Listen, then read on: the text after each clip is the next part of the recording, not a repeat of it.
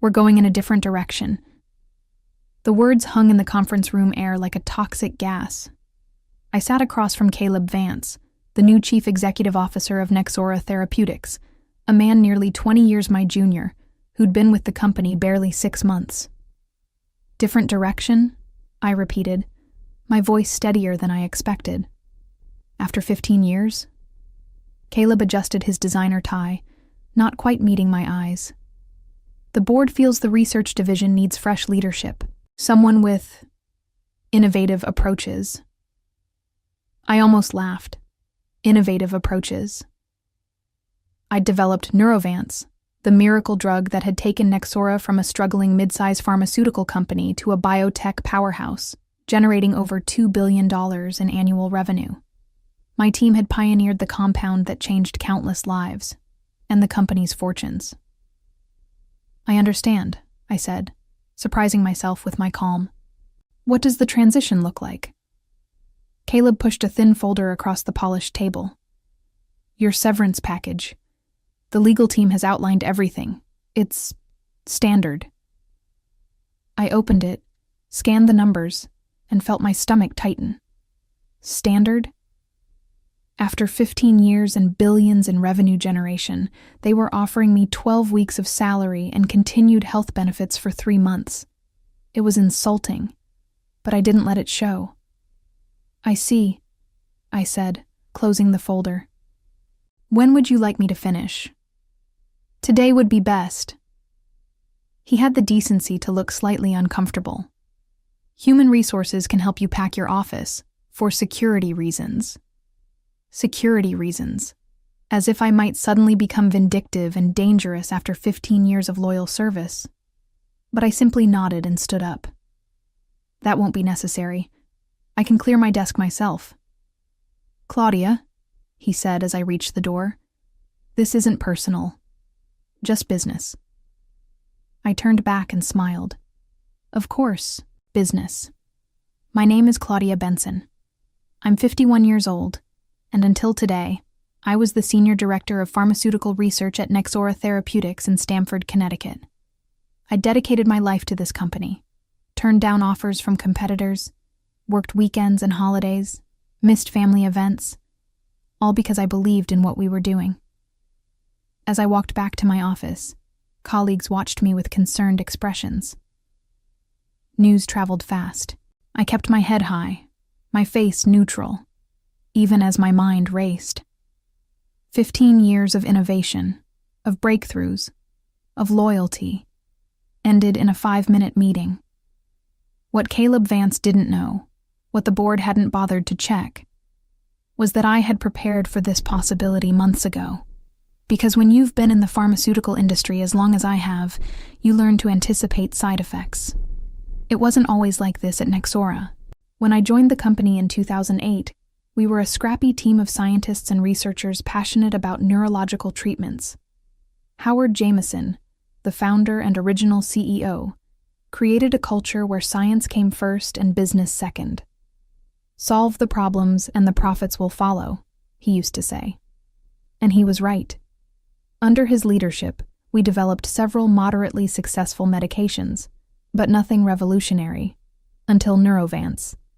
I still remember the night I first saw the promising data. It was nearly midnight, and I was alone in the lab, reviewing test results from our latest trials. The compound showed unprecedented effectiveness in treating treatment-resistant depression with minimal side effects. I called Howard at home, something I'd never done before. "This could change everything," I told him. It did. Neurovance received fast-track approval from the FDA, and within 2 years, it became one of the most prescribed antidepressants in the country. Nexora's stock soared, and suddenly, we weren't the underdogs anymore. We were players. Howard retired 3 years ago, and that's when things began to shift. The board brought in finance people, marketing executives, corporate types who talked about leveraging synergies and maximizing shareholder value. The research team still had respect, but increasingly, decisions were made with quarterly earnings in mind, rather than scientific advancement. Then came Caleb Vance, headhunted from a larger pharmaceutical company, brought in to take Nexora to the next level. I tried to work with him. I really did. I presented our latest breakthrough, an extended-release version of Neurovance with even fewer side effects and longer efficacy. Neurovance XR, we called it. Impressive, Caleb had said, but I could see in his eyes that he wasn't fully grasping the scientific significance. How quickly can we get this to market? We need to complete the final trial phases, and then there's the patent process, I explained. Patents. He frowned. Those take too long. Can we expedite? Our legal team has been deliberate, I said carefully. They've been sitting on my paperwork for months. That conversation should have been my warning. The next week, Caleb brought in consultants to evaluate the research division. They asked strange questions, talked about restructuring for efficiency, and made cryptic notes. That's when I called my attorney, Victoria West. Something feels off, I told her. I've developed a compound that could be worth billions, but I'm getting signals that my position isn't secure. Let's talk about options, Victoria said. There are ways to protect yourself and your work. Victoria didn't mince words. Nexora owns your work, she said. Anything you develop as an employee belongs to them. That's standard. I know that, I replied, stirring my coffee. We were meeting at a quiet cafe several towns away from Stamford, away from any prying eyes. But the legal team has been dragging their feet on filing the patent for Neurovance XR. It's been sitting on their desks for months. Victoria looked thoughtful. That's either incompetence or strategy. Neither is good for you. What can I do? Tell me about your employment contract. Any specific clauses about intellectual property? I'd brought a copy, which Victoria reviewed carefully. She stopped at one section, her eyebrow raising slightly. This is interesting, she said. Your contract stipulates that inventions belong to Nexora if they're developed using company resources or during company time. Exactly, I said. It's all theirs. Not necessarily, Victoria replied, tapping the document. Have you done any work on this compound at home? Used your personal equipment? Worked on weekends or after hours when you weren't officially on the clock? I thought back. All the time. I have a home lab set up for theoretical work. I've spent countless weekends and nights refining the molecular structure before bringing it to the official lab. Victoria smiled. And I assume you've documented this? Lab notebooks? Time-stamped computer files? Of course. I'm a scientist. Documentation is second nature. Then we might have something, she said, leaning forward. You could arguably claim that the initial conception and significant development occurred outside company time, using personal resources. But the final testing was at Nexora, yes. But the core intellectual breakthrough, the patent-worthy innovation, you could claim happened on your own time. I was skeptical. Would that hold up? It's not airtight, but it creates a gray area. Enough to file a competing patent application as an individual inventor, Victoria explained. And sometimes, a gray area is all you need to create leverage. The idea felt both exhilarating and terrifying. Wouldn't that be considered unethical? Is it ethical for them to delay filing a patent on your work while possibly planning to remove you? Companies protect themselves all the time. This is you doing the same. After another hour of discussion, we formulated a plan. Victoria would help me establish a personal intellectual property holding company. I would document all my independent work on the compound and file a patent application through my new entity. If Nexora kept me on and properly filed their patent, I would assign my rights to them. If not, well, I'd have insurance. For the next few weeks, I lived a double life. At Nexora, I was the same dedicated research director I'd always been. At home, I meticulously documented my independent contributions to Neurovance XR and prepared the patent filing. The day Victoria confirmed that our application had been submitted to the United States Patent and Trademark Office, I felt a strange mixture of relief and guilt. I told myself it was just protection, a safety net I would hopefully never need to use. 1 week later, I was called into that fateful meeting with Caleb Vance. I cleared out my office with methodical precision. Years of research, awards, and achievements reduced to 3 cardboard boxes. My team members came by, one by one, shocked and upset. "This is ridiculous," said James, my senior researcher. "Without you, there is no Nexora." "You'll be fine," I assured him, though I wasn't certain of that. "The science is solid. Just keep doing the work." "What about Neurovance XR?" he asked in a hushed voice. "It's your baby." I carefully placed my framed doctoral diploma in a box. "I'm sure Caleb has plans for it." As I carried the last box to my car, I passed Caleb showing someone around. My replacement, presumably. They were laughing. I nodded politely and continued walking. At home, I sat in my kitchen, staring at the boxes. 15 years. Gone.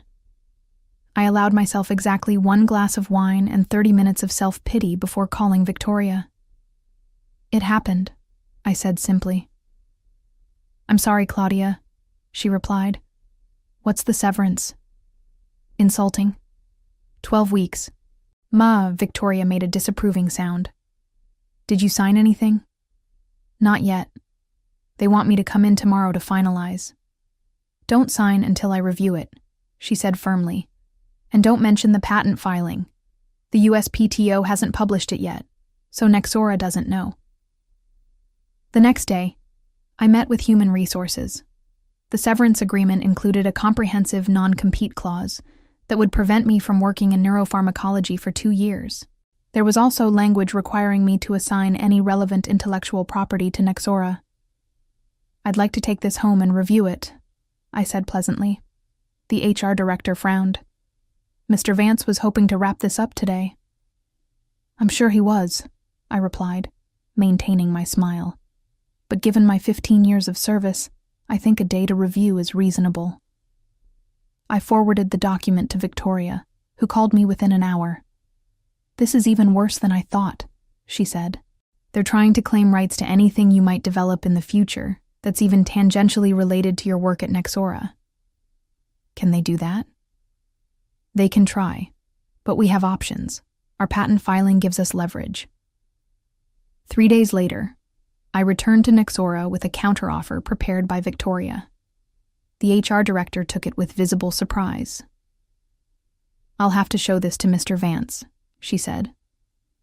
"Of course," I replied. "I'm happy to wait." 20 minutes later, I was ushered into Caleb's office. He wasn't smiling now. "This is highly irregular," he said, waving my counteroffer. "You're asking for significantly more severance and retention of certain intellectual property rights." "I believe it's fair compensation for my contributions," I said calmly. Caleb leaned forward. "You developed Neurovance while employed here. Any derivatives or improvements belong to Nexora." "That's a complex legal question," I replied.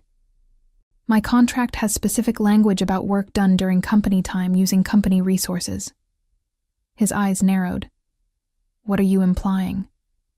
"Nothing.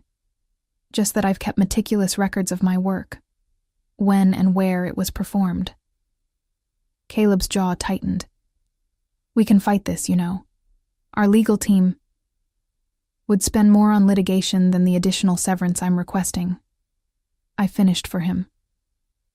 "And that's assuming you win." After a tense silence, Caleb pushed my counteroffer aside. "I'll need to discuss this with the board. In the meantime, we're proceeding with our plans for Neurovance XR. The announcement goes out next week." I kept my expression neutral. That sounds exciting. As I left Nexora for what I thought might be the last time, I felt strangely calm. The game was in motion. In just a few days, they would announce Neurovance XR as their next blockbuster drug, and shortly after, they would discover who actually owned the patent. The press release went out on a Tuesday morning. Nexora Therapeutics announces breakthrough. Extended release depression treatment, Neurovance XR, expected to double company revenue by 2026. The stock jumped 12% that day. Financial analysts upgraded their recommendations. Business News shows featured glowing reports about Nexora's innovation pipeline and Caleb's visionary leadership. No one mentioned that the scientist behind the breakthrough had been let go. I watched it all from my home office, feeling oddly detached. Victoria called around noon. "Have you seen the announcement?" she asked. "Yes," I replied, very enthusiastic. "They're claiming they own the IP," Victoria said, "and the USPTO will be publishing patent applications on Thursday." "Including mine?" "Yes, and since yours was filed first, it will be clear who has priority." "What happens then?" I asked, though we'd been over this scenario multiple times. "One of two things," Victoria explained patiently. "Either they realize the situation and approach us to negotiate, or they try to fight it and claim you stole company IP. Which do you think it will be? With someone like Caleb Vance, he'll fight. His ego won't allow anything else." She was right. The day after the USPTO published the patent applications, revealing that Claudia Benson, not Nexora Therapeutics, had filed first for Neurovance XR, my phone exploded with calls. I ignored them all except Victoria's. "It's happening," she said. "Nexora's stock dropped 24% today. They've issued a statement claiming you misappropriated company intellectual property." "As expected," I replied. "There's more," Victoria continued. "I've received calls from 3 different pharmaceutical companies wanting to discuss licensing Neurovance XR from you. That I hadn't expected so quickly." "Already? Who?" "Verdanta Pharmaceuticals, Meridian Healthcare, and Terrigen Biotech. All major players, all offering terms that would make you very wealthy." I took a deep breath. "Let's not rush into anything. What's happening with Nexora?" "Their board has called an emergency meeting. Word is that Caleb is in the hot seat." I felt a twinge of satisfaction, but pushed it aside. This wasn't about revenge. It was about fairness, about being valued properly for my work. Later that afternoon, I received a different kind of call, from Howard Jameson, Nexora's founder and former CEO. "Claudia," he said, his voice warm despite the circumstances. "This is quite a situation." "Howard," I replied, genuinely pleased to hear from him. "I'm sorry it's come to this." "Are you?"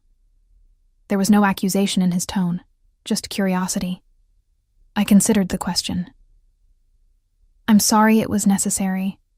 I gave everything to Nexora for 15 years. I just wanted my work to be respected and protected." Howard was quiet for a moment. "The board has asked me to reach out unofficially, to see if there's a path forward." "There's always a path," I said, "but it won't look like what Caleb offered me." "Caleb may not be in the picture much longer," Howard said carefully. "His position is precarious." I'm not surprised. "What would it take, Claudia, to bring you and Neurovance XR back to Nexora?" I'd thought about this moment, prepared for it. Board representation, a significant equity stake, and leadership of an autonomous research division with guaranteed funding for 5 years. Howard whistled softly. "You're not asking for small things." "Neurovance XR isn't a small drug," I replied. "And I'm not the same person who was dismissed from a conference room last month." "No," Howard agreed. "You're certainly not. I'll take this back to the board. What's left of it after today. We'll be in touch." As I hung up, my phone signaled another call, from James, my former senior researcher at Nexora. "The office is in complete chaos," he said without preamble. "Caleb's been escorted out. People are saying you own the patent to Neurovance XR. Is it true?" "It's complicated," I replied. "Not to us," James said.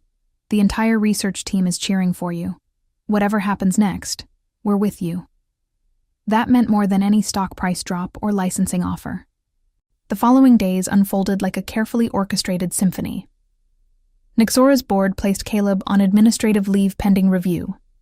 Corporate speak for, he's finished. The stock continued to fall as investors questioned the company's future without its next blockbuster drug. Financial news sites ran headlines like, "Patent blunder costs Nexora billions," and "How one scientist outmaneuvered Big Pharma." I avoided the spotlight, declining interview requests and staying away from social media. This wasn't about public vindication, it was about establishing my worth. Meanwhile, the offers from other pharmaceutical companies grew more attractive. Verdanta's CEO personally called to offer not just a licensing deal, but a position as their chief scientific officer with complete autonomy over a new neuroscience division. "We value innovation and the people behind it," he said. "What happened at Nexora won't happen here." It was tempting. Very tempting. Then came the official call from Nexora's board chair, Eleanor Fitzgerald. "Dr. Benson," she began formally, "the board would like to meet with you and your legal representation to discuss a resolution to our current situation." "I appreciate that," I replied. "When?" "Tomorrow, if possible. This matter requires urgent attention." Victoria and I prepared carefully, anticipating every possible scenario. When we arrived at Nexora's headquarters the next morning, the atmosphere was noticeably different. Gone was the bravado, the dismissive attitude. Now there was deference, perhaps even a hint of fear. Eleanor led us into the boardroom where 8 people waited, the remaining board members and Howard Jameson, who had returned as interim CEO. "Dr. Benson," Eleanor began, "we find ourselves in an unprecedented situation. The board believes there's been a significant error in judgment regarding your departure and the handling of the Neurovance XR patent." I nodded, but remained silent. "We would like to propose a resolution that recognizes your contributions and secures Neurovance XR's future with Nexora." Victoria and I listened as they outlined their offer: reinstatement as Executive Vice President of Research and Development, a seat on the board, equity compensation, and a substantial signing bonus. In return, I would transfer the patent rights to Nexora. When they finished, I glanced at Victoria, who gave a subtle nod. "Your offer shows you now understand my value," I said. "But it doesn't address the fundamental issues that led us here. I need guarantees of research autonomy and protection from future changes in leadership perspective." What followed was 3 hours of intense negotiation. By the end, we had crafted an agreement that satisfied all parties. I would return to Nexora with expanded authority, a significant equity stake, and ironclad protections for my research team. The patent for Neurovance XR would be transferred to Nexora, but with favorable royalty terms for me personally. As we prepared to leave, Howard pulled me aside. "You outplayed us all, Claudia," he said with a mixture of admiration and regret. "I'm sorry it came to this." "I'm not," I replied honestly. "Sometimes we need to be reminded of our worth." I returned to Nexora the following Monday. As I walked through the research division, my team greeted me with genuine smiles and visible relief. James had organized a small welcome back gathering in the main lab. "We knew you'd find a way back," he said, handing me a coffee mug with "The Queen Returns" printed on it. I laughed. "Not a queen, just a scientist who learned to value herself, and taught a few corporate types a valuable lesson in the process," James added. As I settled back into my office, a much larger one now with a view of the Long Island Sound, I reflected on the journey. I hadn't sought revenge, but I had found justice. And in the process, transformed not just my career, but potentially how researchers like me would be treated throughout the industry. Sometimes the most powerful response to disrespect isn't anger or vengeance. It's simply claiming your true value and letting the consequences unfold naturally. 1 year later, Nexora Therapeutics held a launch party for Neurovance XR, which had received FDA approval in record time. The grand ballroom of the Stamford Plaza Hotel was filled with executives, scientists, investors, and medical professionals, all celebrating what analysts were already calling the pharmaceutical success story of the decade. I stood on the small stage, having just delivered remarks about the scientific journey behind the drug. The applause was genuine and sustained. As I stepped away from the podium, Howard, now permanently reinstated as CEO, took my place. "Ladies and gentlemen," he said, "none of this would have been possible without Dr. Claudia Benson. Her scientific brilliance created Neurovance, and her, let's call it strategic foresight, ensured that Neurovance XR would transform millions of lives while keeping Nexora at the forefront of neurological treatment." The crowd laughed knowingly. The story of my patent maneuver had become something of a legend in pharmaceutical circles, a cautionary tale for executives and an inspiration for researchers. Howard continued, "The board has unanimously voted to create the Benson Neuroscience Institute, a new division within Nexora dedicated to groundbreaking research, with complete scientific autonomy and guaranteed funding for the next decade." This announcement was met with even more enthusiastic applause. I hadn't known about this. It went beyond our negotiated agreement. As Howard beckoned me back to the stage, I felt a surge of emotion I hadn't expected. "The Institute will be housed in a new research facility," Howard said, "located right here in Stamford. And of course, Claudia will serve as its director, with full board support." As we raised our glasses in a toast, I caught sight of a familiar face near the back of the room. Caleb Vance, now working for a much smaller pharmaceutical company in a reduced role, watched the proceedings with a tight expression. Our eyes met briefly before he looked away. I felt no satisfaction in his downfall, only appreciation for the journey that had brought me here. Sometimes the best revenge isn't about destroying others, but about building something better from the ashes of what was lost. The Benson Neuroscience Institute became operational 6 months later. The building itself was a marvel of modern architecture, all glass and light, designed to foster collaboration and creativity. My team had expanded from 12 researchers to 40, with the brightest minds in neuropharmacology eager to join what industry publications were calling the most innovative research environment in biotech. On opening day, Eleanor Fitzgerald joined me for a tour of the facilities. "You've created something remarkable here, Claudia," she said as we walked through the main laboratory. "Something that will outlast all of us." "We created it," I corrected her. "It took losing everything to make this possible." Eleanor nodded thoughtfully. "The board has learned its lesson. Value isn't just in quarterly reports and stock prices. It's in the people who do the actual work." "I hope that lesson sticks," I said. "It will." Eleanor smiled.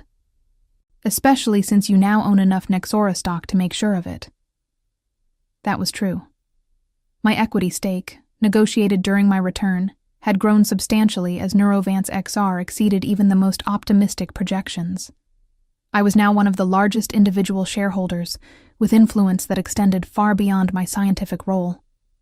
The pharmaceutical industry had taken notice. In the past year, several major companies had revised their policies regarding researcher recognition and compensation. 2 had even appointed scientists to their boards. The message was clear.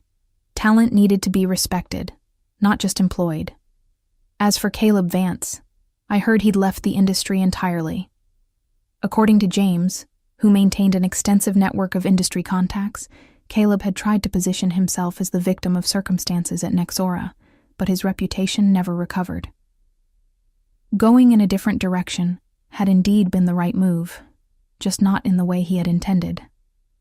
The direction was mine to determine now, guided by science and innovation rather than ego and short-term thinking. The future held possibilities I couldn't have imagined during those dark days after my dismissal.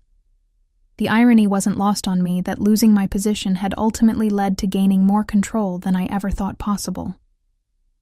The patent that had seemed like a desperate insurance policy became the cornerstone of a transformed career and company. Looking back on my journey from dismissed researcher to institute director and board member, I realized that the most effective revenge isn't found in destruction, but in building something so undeniably valuable that those who discarded you must acknowledge their mistake.